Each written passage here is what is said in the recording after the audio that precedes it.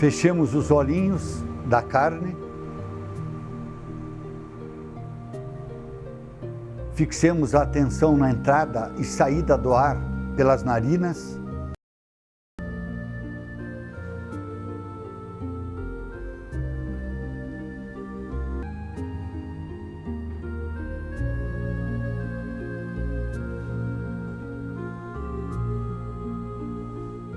E ocupemos a nossa tela mental com a figura do Mestre Jesus. Os cabelos repartidos ao meio, caindo aos ombros, olhos cor de amêndoa, a barba cobrindo-lhe parcialmente a face, da mesma cor dos cabelos, e um olhar meigo e doce, que desnuda, penetra, lava, revigora e transforma.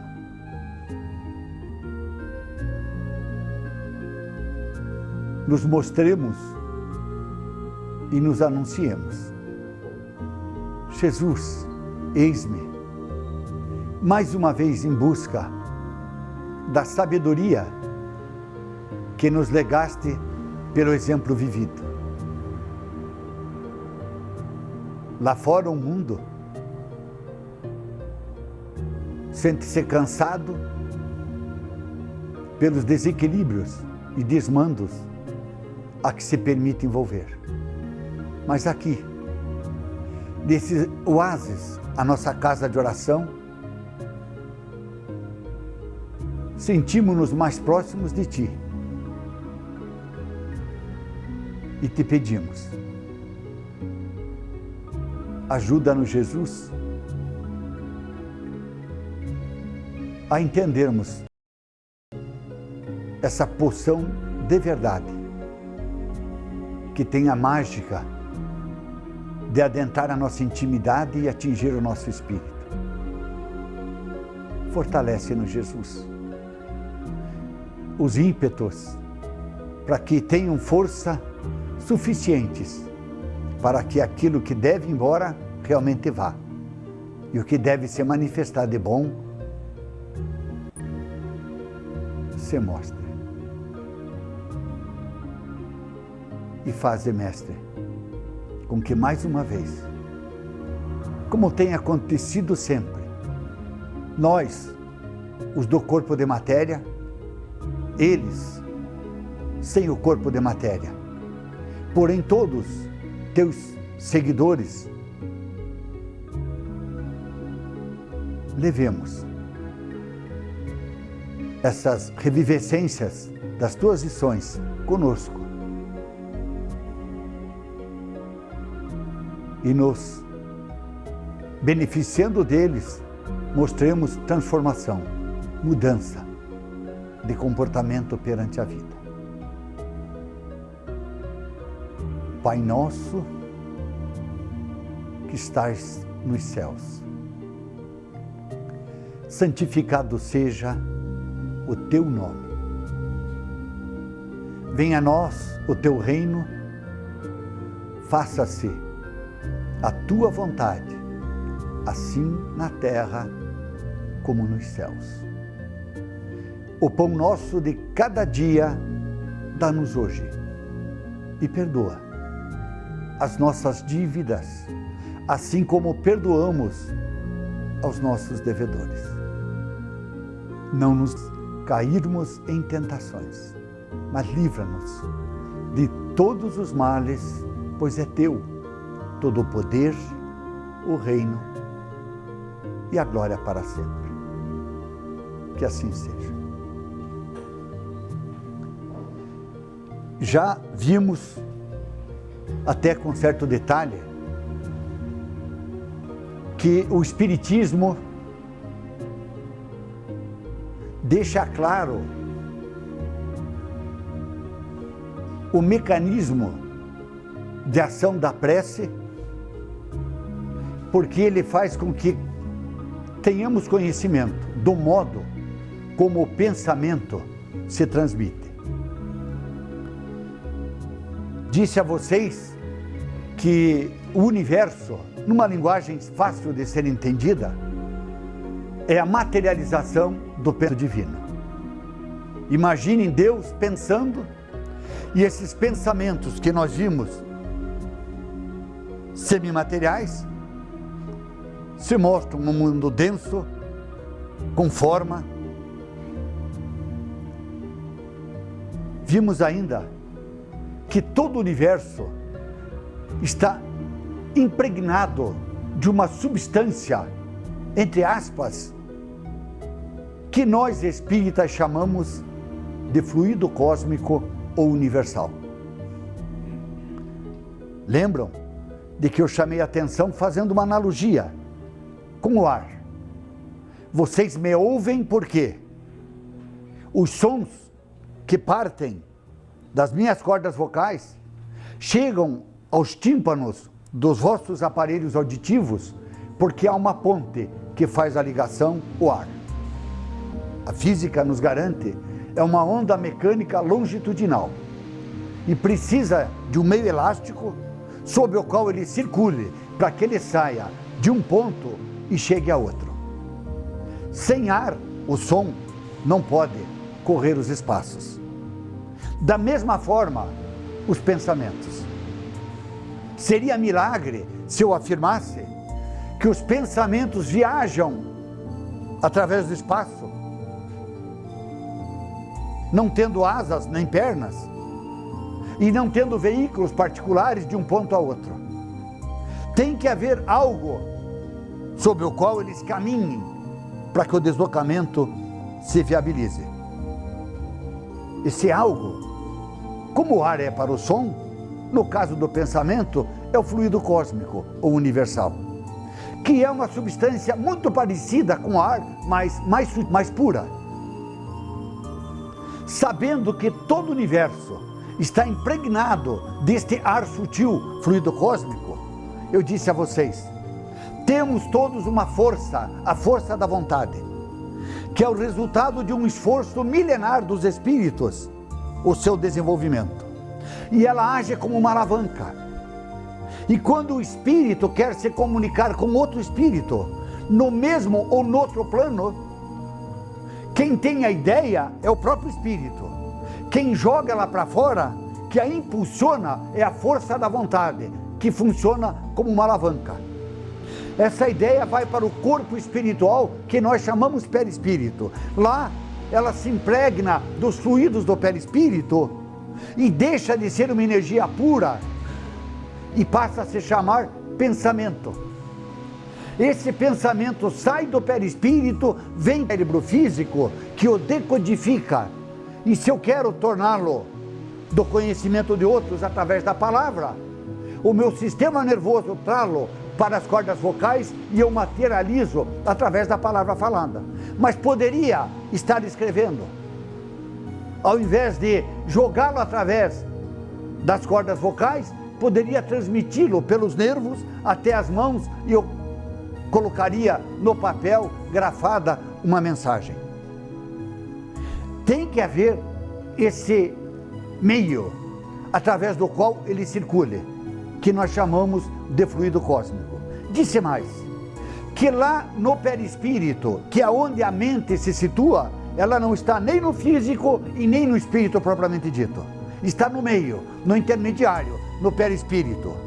Há um setor no perispírito, do mesmo modo que no físico nós temos o cérebro. Quem nas ações do corpo físico é o cérebro físico. Quem coordena as ações do corpo espiritual é o cérebro do perispírito.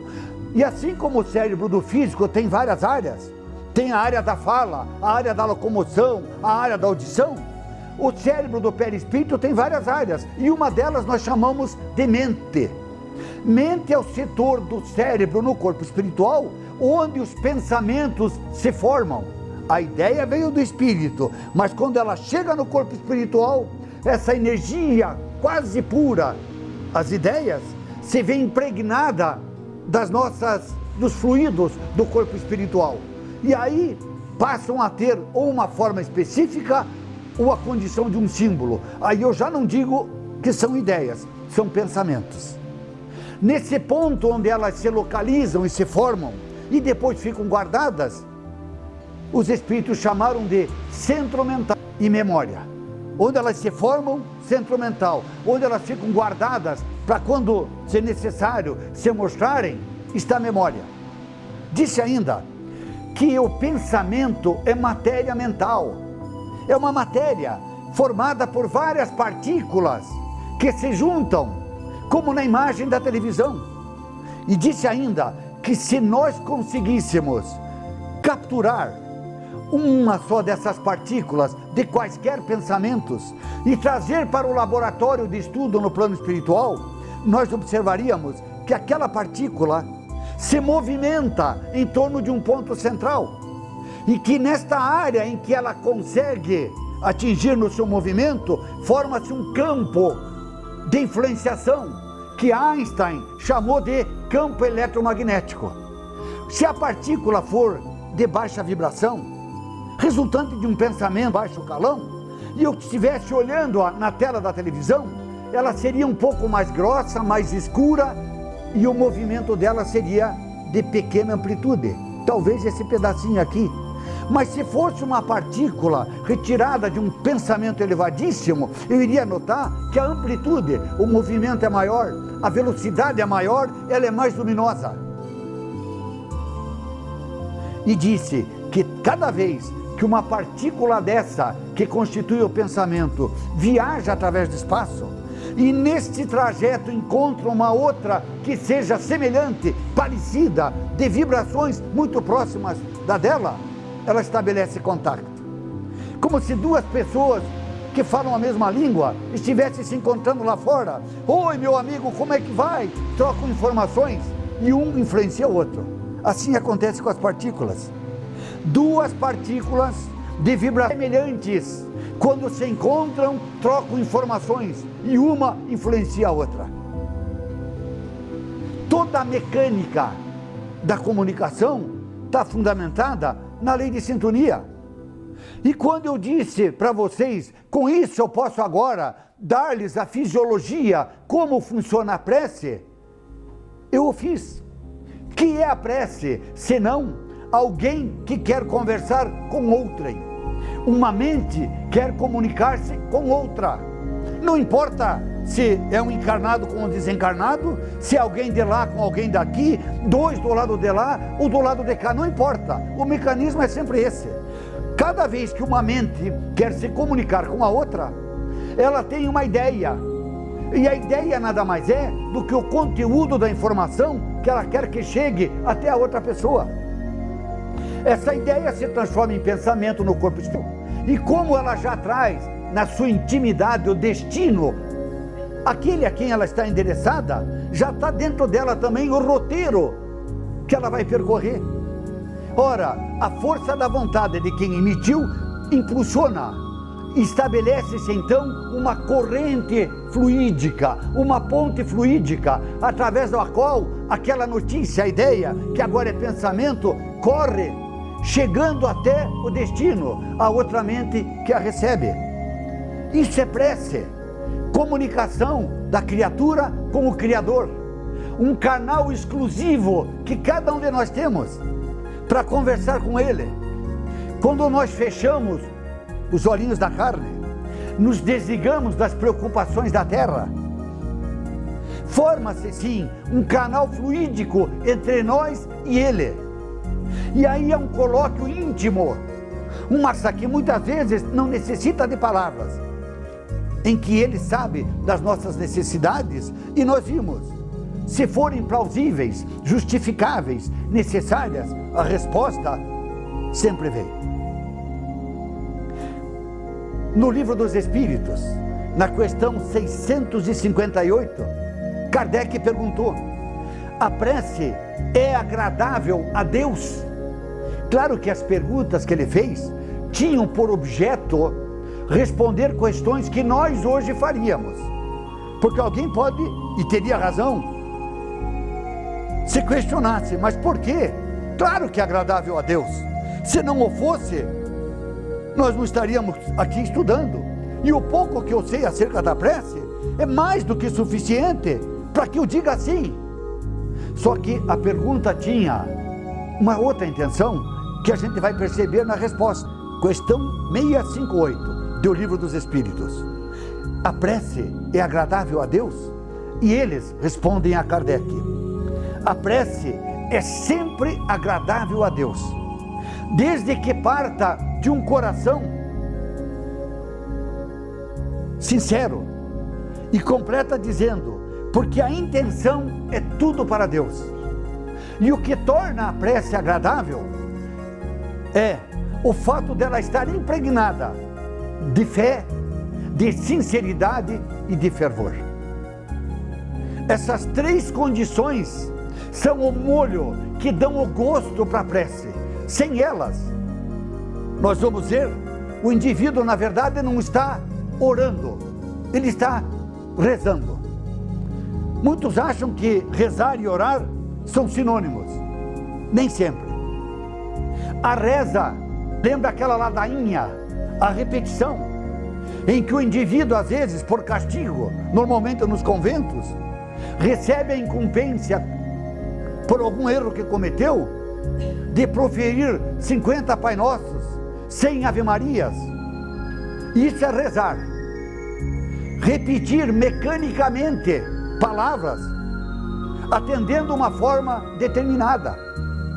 Essa atitude mecânica, onde não há fervor, onde não há sinceridade, e onde a fé não se faz presente na maioria das vezes, cria uma vibração tão baixa que, como nós vimos, a prece torna-se horizontal.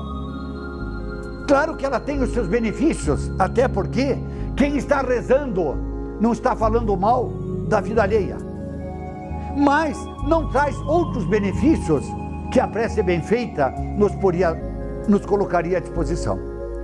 Duas perguntas depois, no Livro dos Espíritos, questão 660, Kardec pergunta: a prece torna melhor o homem? Novamente eu sei, todos diriam sim, é óbvio, mas havia por trás uma intenção, e os Espíritos responderam: sim, a prece melhora o homem, porque aquele que ora com fervor, com confiança, ou seja, com fé e com sinceridade, impõe a si uma vibração mais elevada e sai do estado vibratório baixo em que estava.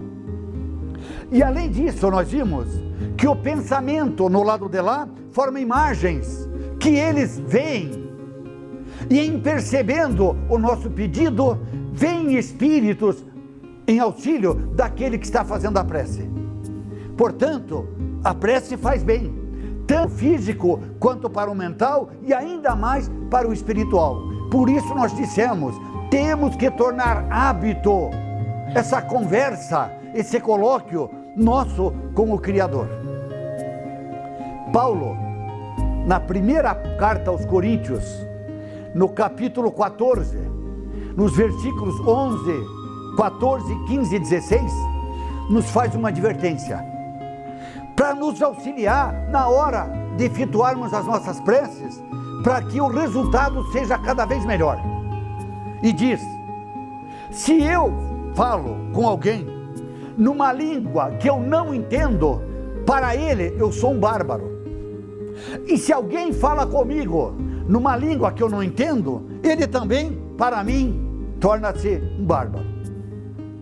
Diz mais: se eu converso, me comunico com outra pessoa numa língua que me é... como pode esse indivíduo, uma vez ouvindo o que eu lhe disse, encerrar a conversa dizendo concordo, ou no caso da prece, amém, assim seja? Se ele o fizer, não está falando a verdade, até porque ele está concordando com algo que ele não entendeu.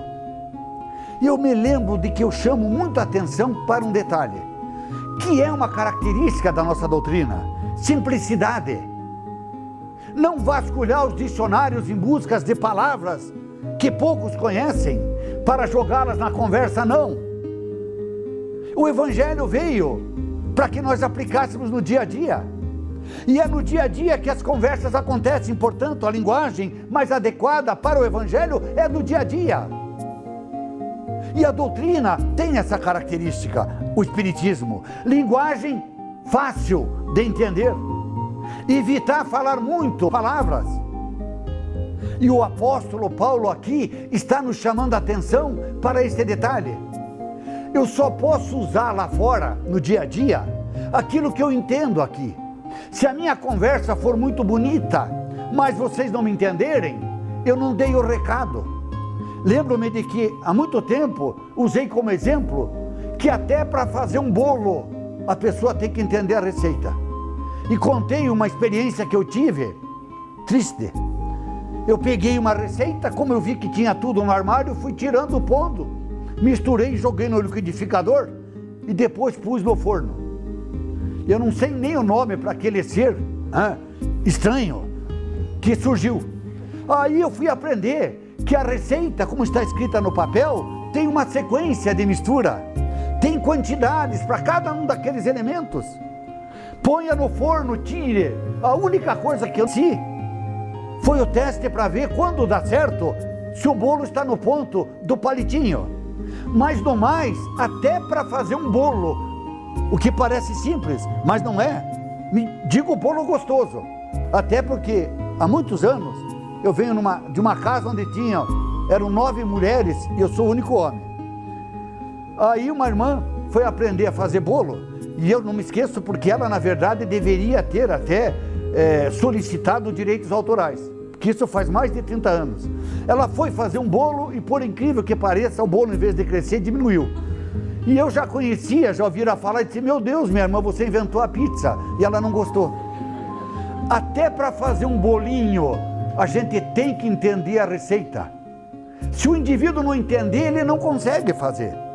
Por isso os espíritos popularizaram o conhecimento da espiritualidade, para que nós, leigos na espiritualidade, pudéssemos entender o recado. E é o que o apóstolo está chamando a atenção. Ele diz: não adianta rezar. O indivíduo decora uma prece, tem preces lindas nos livros, decora e diz: bom, com essa prece Deus vai se derramar de amores por mim e é capaz até dele se materializar aqui do meu lado. Não. Se eu não entendo o que eu estou falando, a prece não tem sentido. Vocês podem até agora usar a ciência espírita para justificar isso. Ora, nós dissemos que quanto mais elevado o espírito, mais nítida a imagem, mais colorida, mais correta, mais complexa, mais completa. Lembram? Se for um espírito de balda inteligência, por exemplo, nas primeiras encarnações, o homem não era muito diferente dos animais, ele rugia, não sabia articular as palavras, até porque não tinha sílabas. Os pensamentos desses homens eram pretos e brancos, como esses quadros modernos em que o indivíduo pega o pincel e joga na parede e, se der sorte, acaba ficando famoso. Eram os quadros mentais dos espíritos nas primeiras encarnações. Mas um espírito elevado não. Se ele for altamente elevado, a imagem que ele forma é nítida, muito mais nítida do que a nossa televisão. Muitas vezes transmite odores, perfumes, com características que nós desconhecemos na Terra. Tudo isso para a gente lembrar que realmente, se o indivíduo conhece, sem muita profundidade, o mecanismo, como as coisas acontecem, quando ele for orar, ele que lembre, não precisam discursar para Deus. Ele já sabe de antemão o que está pulsando no nosso coração, nas mais diferentes formas. Que eu peço assim porque é uma atitude de humildade. Os orgulhosos não pedem. Quando tentam conversar, aqueles que acreditam nele começam dando ordem, pedidos a serem cumpridos. A atitude de humildade nos coloca num plano vibratório mais elevado. A do orgulho nos isola. Por isso que o impostor reza, e quanto ele mais reza, menos ele recebe, porque a conversa fica retida dentro da aura dele mesmo, não consegue nem sair. E é importante que a gente lembre disso. Palavras simples. Lembram? Eu contei uma história lindíssima que nos vem à tona agora, que realmente aconteceu. No Nordeste, há muito tempo atrás, havia uma velhinha que cuidava de 2 netinhos. Era ela e os netinhos, numa daquelas casas de barro, alimentavam-se muito mal. E todos os dias ela passava a mão em 2 latões, que ela chamou de balde, e passeava num caminho íngreme.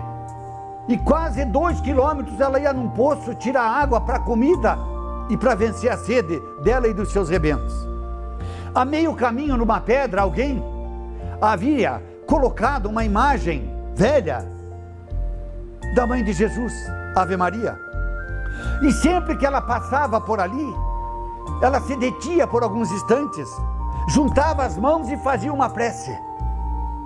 O coração lá dentro do peito batia em velocidade maior e quase arrebentava-se de amor.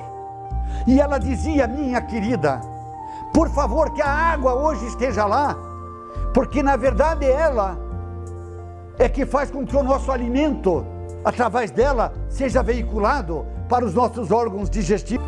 Não pode nos faltar. Continuava a caminhada, depois voltando com a água, agradecia quando encontrava água, e novamente com fervor, com sinceridade, algo que era necessário, porque sem água não dá para viver. Ela juntava as mãos e dizia: muito obrigado, minha querida, graças a você eu chego com a água. E assim foi, até que um dia naquela região, um padre novo veio substituir um padre que estava com a tarefa naquele canto do mundo cumprida. Soube, alguém contou-lhe, não sei como, mas ele soube. E quando tomou ciência, disse: mas não é possível. Então esta mulher acha que aquele pedaço de estátua quebrado é a mãe de Jesus, que desrespeito! E deu ordem para que tirassem a estatueta, e tiraram. Ela no primeiro dia passou, não viu a estátua e pensou na sua pureza de mulher simples, daquelas que, como disse Jesus, crianças sem preconceitos, puras por dentro e limpas por fora. Deve ter imaginado que a santa também precisava dos seus descansos e talvez tivesse viajado. 2 dias, 3, aí ela começou a sentir falta e adoeceu. Adoeceu a ponto de não poder mais buscar água, e isso se refletiu sobre aquela pequena família, a velhinha e as 2 crianças. Até que Dom Helder Câmara, que na época era arcebispo de Olinda, soube do caso, chamou o padre novo e disse: por favor, permita-me interferir. Atendida a sua solicitação, ele providenciou a estátua nova, do mesmo tamanho, e disse: ponham lá no mesmo lugar. Puseram. A notícia chegou na casinhola de barro da velhinha: olha, vá lá que me parece que ela voltou. Ela quem? Aquela a quem oras fervorosamente e que atende aos teus pedidos. Aquilo animou-a, sentiu-se revigorada a velhinha, e desta feita, com apenas um balde, uma lata, enfraquecida que estava, ela arriscou partir em busca da água. À medida que ela se aproximava da pedra, agora a estátua nova, mais colorida, reluzia, e os raios de sol refletiam na sua direção. O seu coração começou a pulsar a uma certa distância. Os passos vacilantes, a emoção crescendo, até que diante, tete a tete, ela olha, se ajoelha, junta as mãos e na sua pureza diz: querida, eu sabia, você não iria me abandonar. Sei que hoje vou encontrar água, nunca faltou água enquanto aqui estivestes. E já sei, disse na sua pureza, já que a estátua não falava, já sei, saíste para tirar umas férias e olha, fez-te muito bem, porque você está até mais remoçada. E foi buscar a água que ela trouxe depois para os seus rebentos. Palavras simples, mas onde a emoção, o sentimento está presente. A prece funciona quando 2 departamentos do ser fazem parte dela: intelecto, para escolher palavras simples, e coração, para condimentar essas palavras com sentimentos puros. Juntem esses 2 com a necessidade, ou seja, eu preciso, Tentei, não consegui, por favor, me ajudem. E a resposta vem positiva. Nem sempre como eu gostaria, imediatamente, mas com certeza o meu espírito recebe, de uma forma ou de outra, hoje, amanhã ou depois da manhã, uma resposta positiva desse pedido de socorro que, segundo os Espíritos, nunca deixa de ser atendido. Portanto, para orar, não é preciso ser doutor. Até, às vezes, os títulos atrapalham, porque fazem com que o orgulho crie uma capa de soberbia e tornam difícil esse pensamento sair do nosso campo áurico. Humildade, simplicidade, poucas palavras, em silêncio, em estado de recolhimento, sem se mostrar com humildade. Fé, ou seja, eu peço porque eu sei que Deus vai me dar. Não sei se aquilo que eu espero, mas eu vou receber coisa. E faço a parte que me cabe para que eu possa até apresentar o pedido.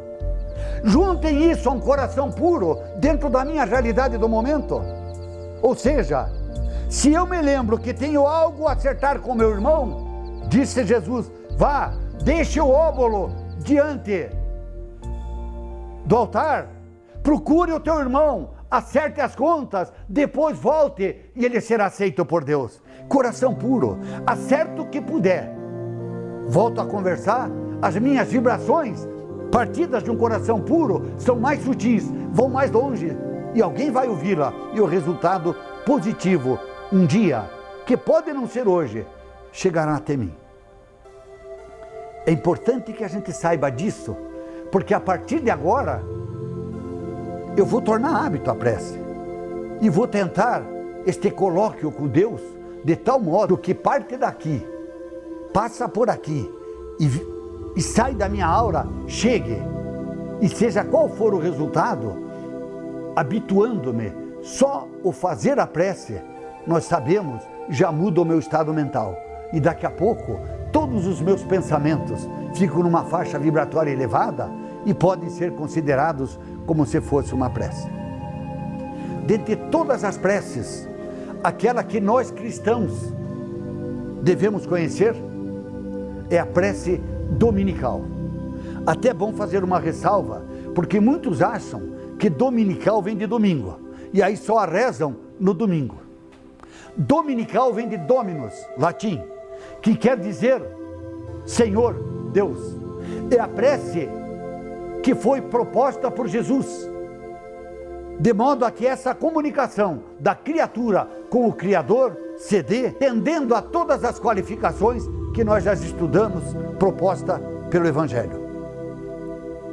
Contam os Espíritos que certa feita, Jesus estivera em Cafarnaum, onde nas bordas do lago, a poucos metros da margem, estava a casa da família do pescador Simão Pedro. Lá a sogra é quem dava as ordens.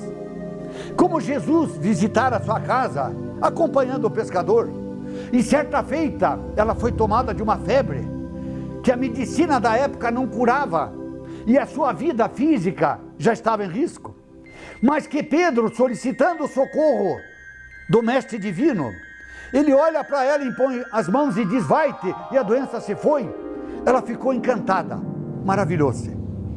Maravilhou-se tanto com os poderes ocultos do Divino Mestre, que tão logo ele foi, ela se aproximou, homem ingênuo, de trabalhos pesados, e alvitrou a possibilidade, propondo, Pedro, ele é tão maravilhoso. Eu fiquei extasiada, olhou-me e deu a ordem, instantaneamente senti-me com saúde. Se ele consegue curar essas coisas ocultas, imagine resolver problemas do dia a dia. E disse, temos muito pouco dinheiro, a nossa casa é muito modesta, modesta até demais. Os trabalhos diários são pesados. Que acha você, Pedro? Você, não eu, disse ela. Você é mais íntimo dele. Na hora certa, pediu uma ajudazinha. Se ele resolve as coisas do lado de lá, deve ser bem mais fácil resolver as coisas do lado de cá. O genro na sua pureza, disse: tudo bem, solicitarei esse socorro ao mestre. Passado um tempo, Jesus novamente estava lá, e quando ele sentiu, na sua ignorância, que era o momento apropriado, numa daquelas noites em que Jesus chamava todos para as lições, recapitulando os acontecimentos do dia, ele arrisca uma pergunta: mestre, será que Deus atende sempre os pedidos que chegam até ele, através da oração? E Jesus: claro, Pedro, não tenha dúvida. Mas será, mestre? Pedro, se assim não fosse, pense você, desde que o homem começou a raciocinar, que ele vem solicitando o socorro de Deus. Se as respostas não viessem, ele já teria tomado a decisão de não conversar, de não se comunicar e de não pedir. Em todos os tempos o homem pediu, é sinal que alguma coisa, pelo menos alguns receberam. O pescador, que havia colocado aquela questão para depois fazer o pedido, sentiu-se como que encarcerado e pensou: não é hora. Algum tempo depois, ele se aproxima do mestre, numa outra reunião também noturna, e diz: mestre, dissestes da última feita que todos os pedidos têm atendimento, e eu tenho feito pedidos, me sinto em comunhão com Deus, e nem sempre recebo as respostas para as questões que eu propus. Jesus, que tudo sabia, responde com uma pergunta: mas Simão, que andas pedindo ao Pai? E ele pensou: agora é o momento certo, e disse: peço que me ajude. Descreveu a situação penosa da família. Que tal um dinheirinho a mais? Converso com Deus. Que desse para melhorar um pouquinho a casa, que sobrasse para que a minha sogra não precisasse labutar o dia inteiro nos cuidados caseiros. E depois de detalhar a sua vida do dia a dia, olha para Jesus, que compadecido. Responde Pedro: enquanto fizerdes solicitações neste gênero, que tentam atender os teus caprichos, coisas do mundo temporário, acredites, ao terminardes a prece, te sentirás num estado de desalento e de incerteza. Mas quando você fizer pedidos que tragam as tuas verdadeiras necessidades, aquelas que atendem ativas do espírito e não apenas do corpo, e deixardes na mão dele, Deus, para que traga em resposta o que te seja mais útil, você vai descobrir que ao final da prece te sentirás mais consolado e refeito. Ele perdeu a coragem e não fez a pergunta.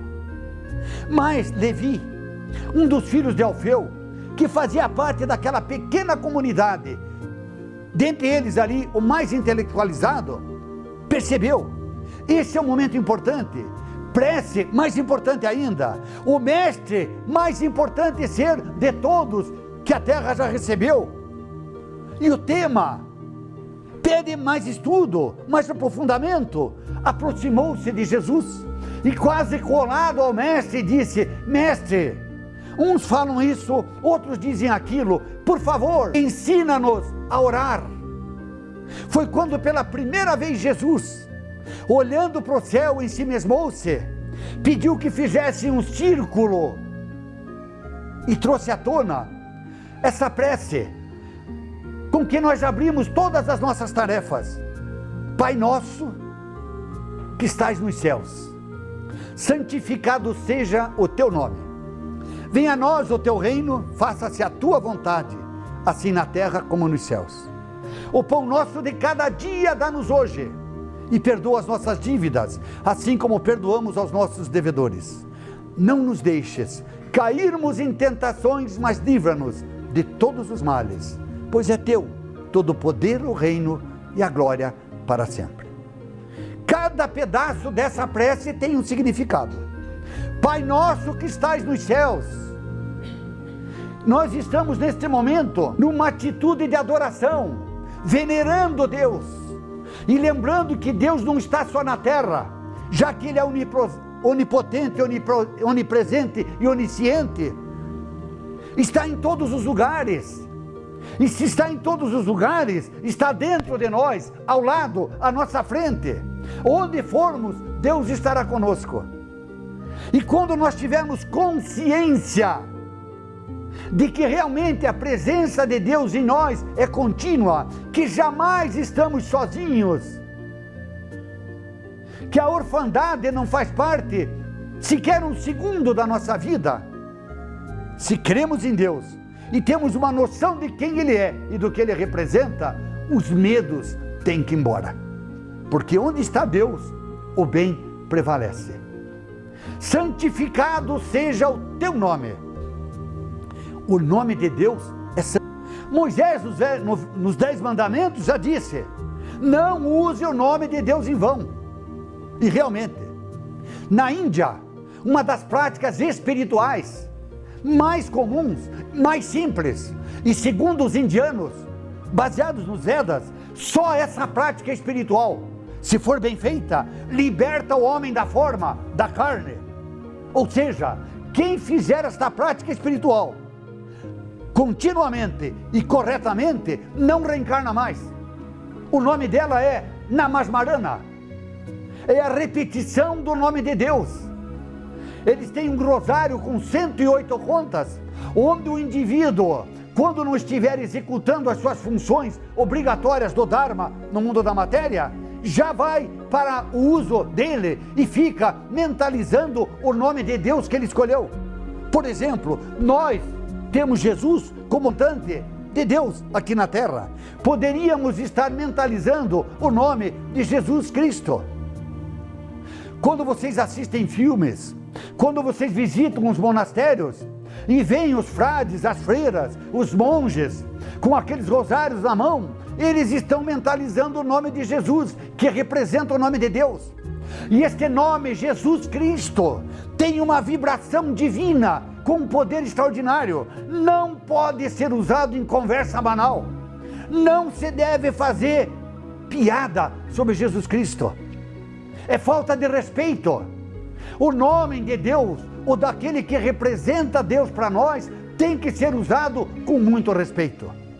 Nos trabalhos mediúnicos, quando um irmão lá nos umbrais, das regiões de baixa vibração, depois de muito sofrimento, é trasladado para a mesa mediúnica, e o doutrinador percebe que é o momento e diz: meu irmão, vamos orar o Pai Nosso, mas ele está muito enfraquecido, não consegue, então vamos falar o nome dele, o nosso libertador, porque nessa hora é um libertador, Jesus Cristo. E se ele consegue repetir Jesus Cristo, e o doutrinador repita de novo Jesus Cristo, Jesus é o nosso libertador, como vocês veem na televisão os irmãos expulsando os pseudodemônios. Se a palavra Jesus Cristo é falada com fé, com emoção, com sentimento, com sinceridade, com humildade e com devoção, ela cria uma força que, se for o demônio ou algum parente dele, não fica, vai. E se o espírito estiver num lugar de vibração baixa, simplesmente repetindo-a com ajuda, ele é tirado de lá e vai para planos em melhores condições vibratórias. Por isso, o nome de Deus é santo e deve ser tratado santamente. Pai nosso, que estais nos céus, santificado seja o teu nome. Venha a nós o teu reino. Quando nós mentalizamos o teu reino, venha a nós, que reino nós queremos? Que mundo nós escolheríamos para viver? Um mundo onde predomine a paz, a harmonia, onde o amor se manifeste plenamente, sem doenças. Um mundo onde o ego morreu para que o eu, que é o Deus em nós, seja o comandante do nosso ser completo. Quando nós oramos, venha a nós o teu reino, deve viajar pela nossa mente um outdoor com imagens de momentos de paz, de harmonia, de jardins floridos, com aromas e perfumes, que balsamizam o ambiente e que fazem com que nós nos sintamos como que seu corpo levitando e nos dirigindo a regiões como se fossem paraísos. Faça-se a tua vontade, Pai, assim na terra como nos céus. Esse trecho é para que o indivíduo aprenda que a prece é um pedido, que Deus já sabe o seu conteúdo antes dele ser feito, mas que a resposta sempre virá, levando em consideração o espírito e não o corpo. Deus nos vê, vislumbrando o nosso passado, o presente e até o futuro. Os remédios que Ele usa na receita que Ele nos dá, divina, atendem prioritariamente o espírito, não que o corpo seja desprezado. Se houver necessidade de um socorro emergencial, Ele vem. Às vezes até sem pedir, Ele vem. Se pedir, melhor ainda. Pai nosso que estás no céu, santificado seja o teu nome. Venha a nós o teu reino, faça-se a tua vontade, assim na terra como nos céus. O pão nosso de cada dia dá-nos hoje. Que pão é esse? É tanto o pão que alimenta as necessidades do corpo físico, que precisa dos nutrientes para permanecer em condições de vida, de modo a que o espírito experimente e aprenda enquanto na terra, além do outro pão que é mais importante, o pão espiritual. E alguém pode pensar, bem, o pão material é aquele que eles misturam trigo com fermento, põem no forno, tem vários nomes, e eu degusto. Esse alimenta as necessidades do corpo de matéria. Mas o que é pão espiritual? É esse que eu tenho sido um dos padeiros de Deus e estou entregando a vocês todas as quartas-feiras. O Evangelho de Jesus, a verdade, lições que acordam a realidade que já está no tesouro do nosso coração, dentro do nosso espírito. Pão espiritual são lições, receitas de bom comportamento, que nós temos todas elas registradas no Evangelho de Jesus, mas que estão escrituradas na nossa consciência. Isso nós sabemos. Evoluir não é pegar o que está fora e jogar para dentro, como a escola na terra propõe. Evoluir é com as experiências do dia a dia, acordar o que está dentro, porque o que acende aqui dentro não se apaga jamais. Pai nosso, que estais nos céus, santificado seja o teu nome. Venha a nós o teu reino, faça-se a tua vontade, assim na terra como nos céus. O pão nosso de cada dia dá-nos hoje. Perdoa, Pai, as nossas dívidas, assim como perdoamos aos nossos devedores. Perdão já é a porta da redenção. Vocês querem sair do estado de provas e expiações para o estado de regeneração, acompanhando a terra nessa mudança? Abram a porta do perdão. Se ela estiver fechada, nós não podemos acertar as nossas contas no banco divino. Temos que aprender a perdoar, e perdão é assim, ou tudo ou nada. Por isso, quando Pedro perguntou, mestre, quantas vezes devo perdoar o meu irmão? 1, 2? E se ele me ofendeu? Jesus respondeu, 7 vezes 77, que dá uma dízima periódica, ou seja, sempre. E nós sabemos, porque estudamos aqui, cientificamente o perdão começa no arrependimento. Quando o indivíduo lúcido já sabe que está fazendo a coisa errada, e isso cria nele uma condição que sai da consciência de desagravo, ele não se sente bem. Mas além do arrependimento, a lei de justiça pede expiação e depois reparação. Se eu errei, se eu fiz algo que não foi como esperado e que não está de acordo com as leis, eu tenho que voltar e pôr tudo no devido lugar. Quando eu abrir a porta do perdão, tudo que está dentro do meu coração, que não deveria mais lá estar, pode sair, e sai por essa porta. Os acertos, a chamada para negociata com Deus, implica obrigatoriamente nesta porta, e ela tem que estar aberta. Portanto, quando o perdão for uma atitude nossa, nós poderemos fazer prece pedindo a Deus, e Jesus deu a medida. Se você perdoa, quando fordes a Deus, Ele te perdoará. Mas é um implacável juiz, ele usa a mesma medida até, porque ele permite que você dê as regras do jogo. Não nos deixes cairmos em tentações, mas livra-nos de todo o mal. Está na prece de Jesus. Tentações, coitado do diabo. Todas as vezes que eu assisto outros programas para aprender e aprendo, tudo que acontece de ruim, a culpa não é do autor, é do diabo. Por isso eu tenho pena, porque ele, sim, se realmente existir, não vai sair. Vai ficar lá eternamente. Nós sabemos que isso não é verdade. Tentação é lei de sintonia. Eu só sou tentado por algo que está dentro de mim. Lembram quando eu dei o exemplo? Quem passa perto de uma casa onde o churrasquinho está pronto para ser digerido, aquele cheirinho, gosta da carne, é carnívoro ainda, sente-se atraído. Quem passa dentro de uma casa onde o doce é farto, a hora que os olhos pousam na vitrine e vê aqueles deliciosos bolos, é chamado mentalmente a entrar. Nada que está fora, se não tiver o seu atrator dentro, o seu correspondente, mexe com a gente. E a prova está que aquilo que não nos interessa a gente nem percebe. Eu só noto aquilo que está dentro e que por fora transita no meu caminho. Portanto, a tentação é lei de sintonia. Só vou ser atraído por algo lá fora se algo semelhante a ele estiver presente dentro de mim. O que fazer? Se eu tenho coisas dentro de mim que não são boas, eu tenho que tentar eliminar. Mas nunca pôr a culpa no diabo, nem no ambiente exterior. Não. Ele só acionou, só o botão. O que vai acontecer estava aqui dentro da minha pessoa. E o livra-nos do mal é porque num mundo como o nosso, onde o mal predomina lá fora e dentro de nós, e a lei de sintonia tem todas as facilidades para nos penetrar, nós temos que pedir socorro a Ele.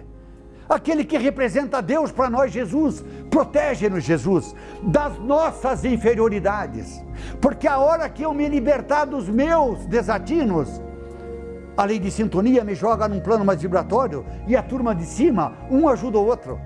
Se eu ainda sou maltratado, se eu ainda me vejo em companhias desagradáveis, é porque eu tenho alguma coisa dentro de mim que os atrai. E o que eu devo pedir na oração? Meu Deus, ajuda, eu quero me mudar, eu quero melhorar. Dá-me força para que eu não incida e não reincida novamente no mesmo erro. E quando eles não fizem parte da pauta dos meus desequilíbrios, eu vou para uma outra faixa e tudo está resolvido. Enquanto não, eu devo pedir socorro, devo pedir ajuda, porque Jesus manda, envia espíritos elevados que vêm em meu socorro. Para encerrar, eu gostaria de fazer apenas mais uma consideração, que diferencia a nossa prece, o Pai Nosso, ensinada por Jesus, que traz todos os deveres do ser para com Deus, para com Ele e para com o próximo, nela escriturados. Se nós fizéssemos o levantamento das nossas necessidades reais, vocês iriam descobrir que Jesus, que tudo sabia, colocou nesta oração. Mas há algo mais importante, até porque a única oração em todas as filosofias religiosas que começam com Pai Nosso, é essa proposta por Jesus. Quando ele esteve lá, se sabia, por exemplo, o paganismo. O paganismo tinha vários deuses. Deus da fortuna, Deus da riqueza, Deus da beleza, Deus do mar, Deus do sol, Deus da terra, Deus da colheita. E esses deuses interferiam nos acontecimentos do dia a dia.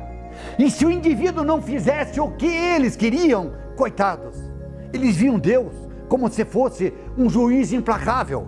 Errou, pagou. Os judeus, no judaísmo, então, tinham em Jeová um Deus que representava um rei absolutista e cioso. Jeová defendia o seu povo como um general e eles ganhavam todas as guerras, mas tinham que fazer o que ele determinasse, e quem não seguisse as ordens de Jeová, isso custava caro. Jesus mudou tudo. Deus nem nem general. Deus Pai, aquele que está perto. E façam as comparações com as ilações devidas, e vocês vão perceber a importância de Jesus ter colocado Deus como Pai. Pai é alguém que ama, que corrige, mas que quer que o filho, de um modo ou de outro, seja vitorioso, seja o ganhador. O rei não, o rei dá ordem. O rei tem súditos, o general comanda. O rei e o general, quando o indivíduo erra, punem e não perdoam. O pai perdoa. O pai, quando não sabe o que fazer, toma-se de amor, traz o filho de encontro ao peito e entrega-se ao Pai maior.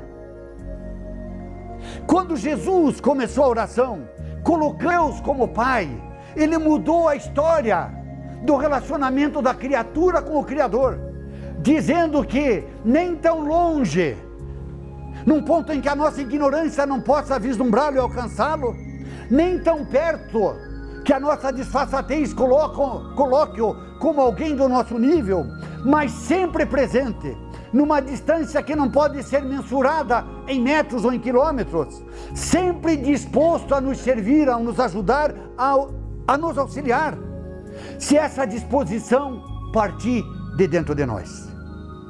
Deus claramente diz no Evangelho: se vocês derem um passo na minha direção, eu dou 10 passos na direção de vocês. Ora, nós que temos o seu representante nas nossas vidas, que é Jesus, nós que temos o roteiro, o Evangelho, lições vividas, Jesus, nós que sabemos agora o código, o Pai Nosso, esta prece, que nos permite um colóquio onde todas as nossas necessidades nele estão inseridas. Se tivermos fé, acionarmos a nossa força de vontade, tornando a hábito, acreditem, dentro em pouco, estaremos vivendo experiências que até então não vivemos e nos sentiremos fortalecidos de tal maneira que nunca mais, mas nunca mais, as dificuldades do caminho terão a força de nos deter. E os passos daqui para frente serão sempre para cima, para o alto, nos aproximando cada vez mais de Jesus. Essa é a proposta da doutrina e a nossa.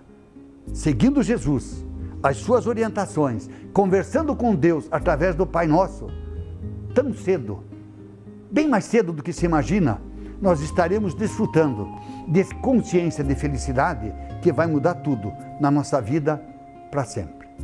Que Jesus nos abençoe.